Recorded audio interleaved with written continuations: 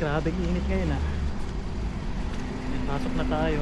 Alas 2 ng hapon. Pero grabing trick na trick pa yung araw. Diyan tayo.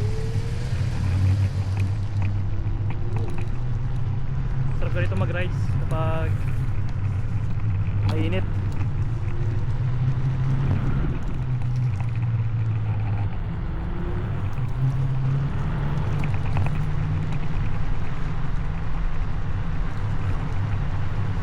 Grabing init. Ganito dito kapag summer. Kapag tag-init, mainit din talaga. Kapag ganito mga tanghali so, kapag ganitong alas 12, alauna, ganyan. Pero kapag medyo umaabot na ng alas 9, alas 10, hindi na siya ganoon kainit.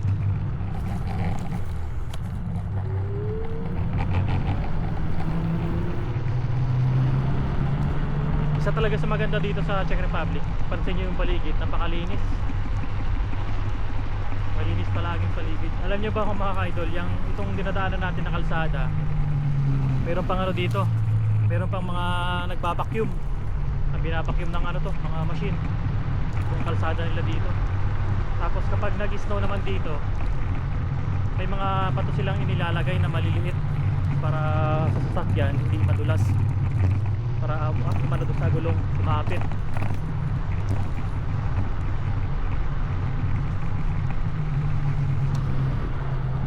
Sarap ganito mag-ride. Yun nga lang, papasok tayo ng trabaho.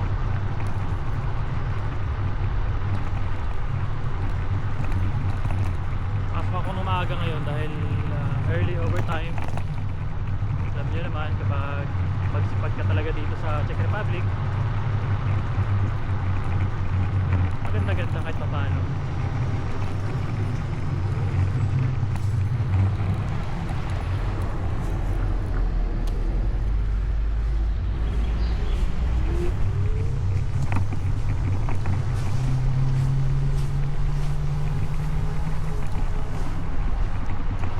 Panahon na naman ng ano ngayon, mga cherry. Ayun yung mga ka-idol, ang daming cherry. Yung nadadaanan ko palagi. Ayun, ang daming bunga. Namumula na siya. Pulang-pula na. Ayun, kapag wala tayong pasok, saan tayo doon? Mamuha ng cherry.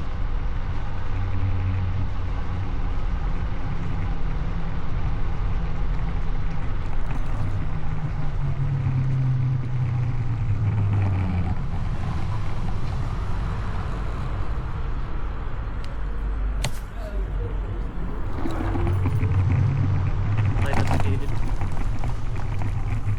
Sa lubong.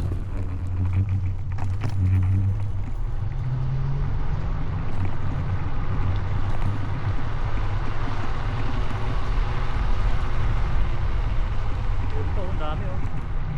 Yung kabila, kulay violet na.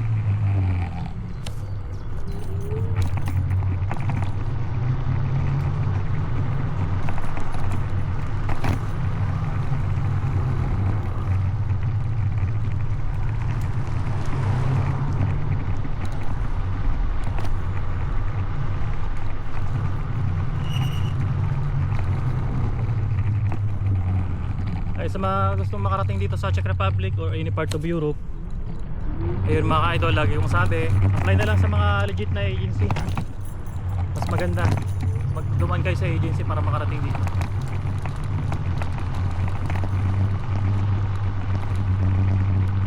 Yan, sa mga skilled workers, napakaraming hiring sa ano, sa Prime Search Manpower Agency. Daming hiring bound to Czech Republic, Europe, sa isang parte ng Europa. Maraming hiring ang Prime Search. Search nyo lang yung Facebook nila na Prime Search.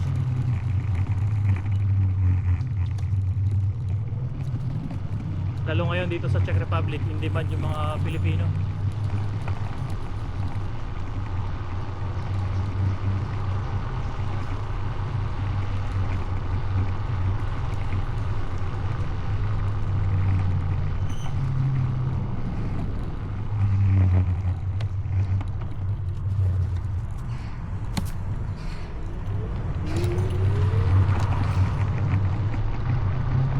About pala dun sa family reunification, napakarami pa rin talaga mga interesado ay sa mga nakakapanood ng mga video natin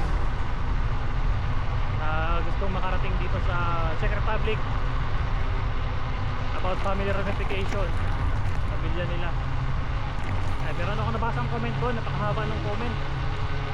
Kaya sasagutin natin yan sa mga susunod na araw dahil this time busy tayo sa trabaho. Sabado linggo meron tayo ulit pasok. Halos yung pahinga natin kapag umuwi lang.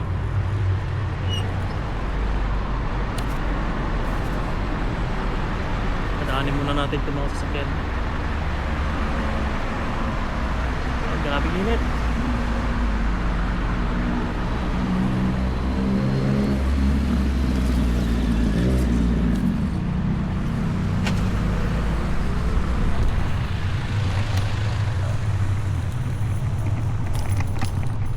Sa mga basura na yan, maraming mga nagtatapon ng mga gamit mga hindi na kailangan.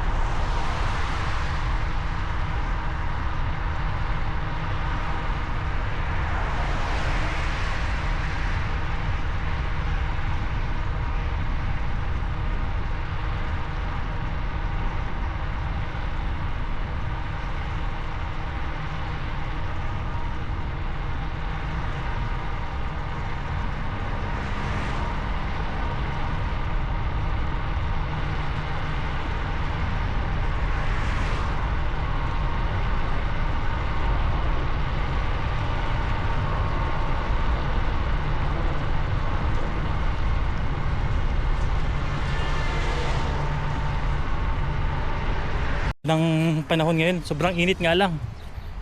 Ganito kapag panahon ng summer dito sa Czech, mainit talaga. Kaya ang company namin, Leenco Company. Yan yung dating ano, yung building. Tapos yan, nakikita nyo yan, connection lang yan papunta dun sa kabila.